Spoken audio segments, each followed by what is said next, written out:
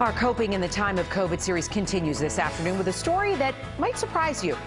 Some people report being happier this year than before the pandemic hit. In some parts of the world, people aren't just surviving, they're thriving. And as News 4's Glorioso explains, there are some lessons we can learn from them. In a global pandemic, it's worth noting the heartbreak and sorrow are universal. No matter what corner of the earth you call home, we have all heard the sirens, seen the mass burials, the food lines, the lonely deaths. I FaceTimed the family while the man was dying. The anguish is global. But a survey released in October suggests there are corners of the earth where people are somehow finding peace in the pandemic. According to that survey of 27 nations, 63% of people across the globe say they are happy. That's only a 1% drop from last year's pre-COVID number. Now, some countries have seen steep declines in satisfaction with life. Canada, Australia, the U.S., all reporting being 8 or 9% less happy. Mexico, Chile, Peru, all down double digits. But then there are the countries that have actually increased happiness despite the pandemic. Hard-hit Italy is 5% happier. Argentina, 9% happier. Russia and China report being 11% happier. In the most depressing year any of us remember. How is that even possible? There is a deep longing for connections. Nicolas Boyan is Senior Vice President of Ipsos, the firm that authored the survey. He told us keeping relationships despite social distance is a key to pandemic happiness.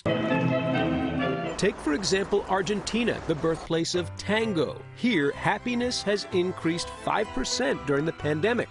Argentine tango dancers Miriam Larici and Leonardo Barrionuevo say they have tried to encourage happiness by organizing virtual milongas, basically dance parties over Zoom. Hundreds have joined, turning their living rooms and backyards into dance floors. It brings smiles to people's faces, even when they dance alone. Everybody needs to be part of a group now, especially now. In the survey, another driver of happiness was family. In China, happiness increased by 11%, and being closer to spouses and children is a big reason. With the help of New York's Chinese Cultural Center, I talked about that with Bishi and Kaidan, two young professionals in Beijing. They told me the pandemic allowed them to go home and spend time with parents, something that made their parents especially extremely happy.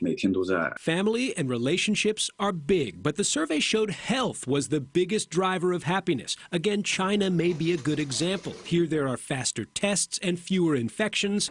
Nancy Yao Mosbach is president of New York's Museum of Chinese in America. It takes 6 minutes to get a test. In Beijing, it's a major safety component, health and safety infrastructure thing that's a stress that they absolutely don't have. Now, there may be little average Americans can do about long COVID testing lines. But the global survey shows us by focusing on the people closest to us, even if they're thousands of miles away, there can be happiness in the time of COVID. Reporting from home, Glorioso, News 4, New York.